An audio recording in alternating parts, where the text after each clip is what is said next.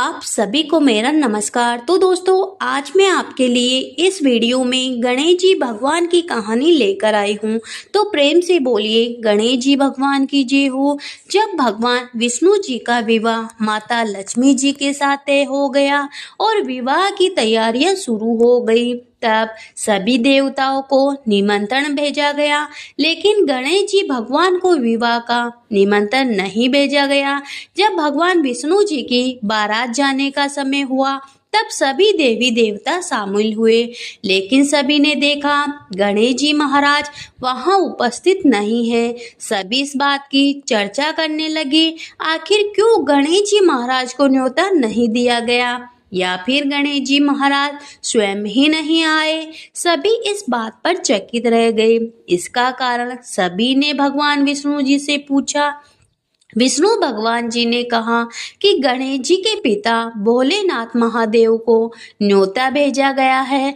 अगर वो आना चाहते हो तो अपने पिता के साथ आ जाते, उन्हें अलग से न्योता देने की क्या जरूरत है। दूसरी बात यह है कि उनको 1.25 मन मूंग, 1.25 मन चावल, 1.25 मन घी और 1.25 मन लड्डू का भोजन दिन भर में चाहिए।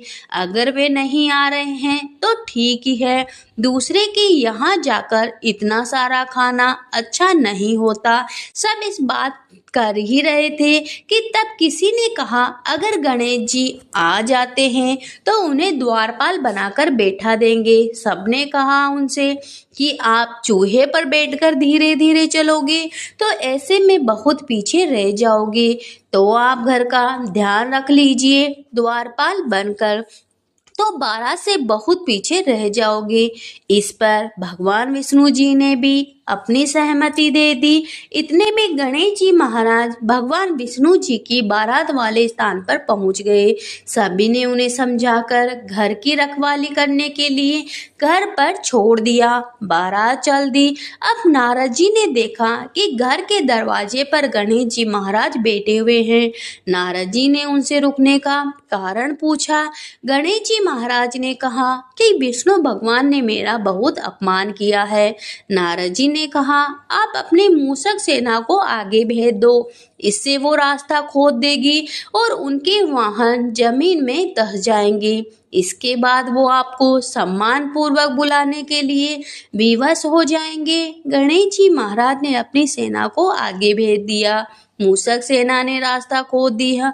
जब बारात वहां से निकली तो बारात के रथों के पहिए धरती में धंस गए।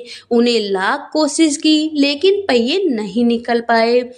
हर किसी ने अलग अलग उपाय सुझाए, लेकिन कोई हल नहीं निकला। तब नारद जी ने कहा, उन्होंने गणेश जी महाराज का अपमान करके ठीक नहीं किया। अगर उन्हें मना कर लाया जाए तो कार्य सिद्ध हो सकता है। फिर शंकर भगवान ने अपने दूत नंदी को भेजा।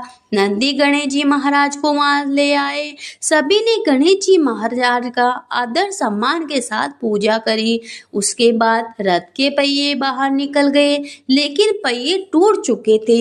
ऐसे में उन्हें सुधारने का काम कौन करेगा, इस पर सवाल होने लगा।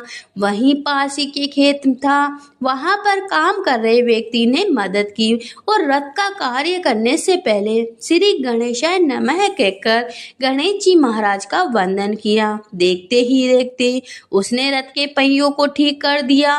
फिर उस व्यक्ति ने कहा कि शुभ काम करने से पहले आपने गणेश जी महाराज को नहीं मनाया होगा, न ही उनकी पूजा की होगी।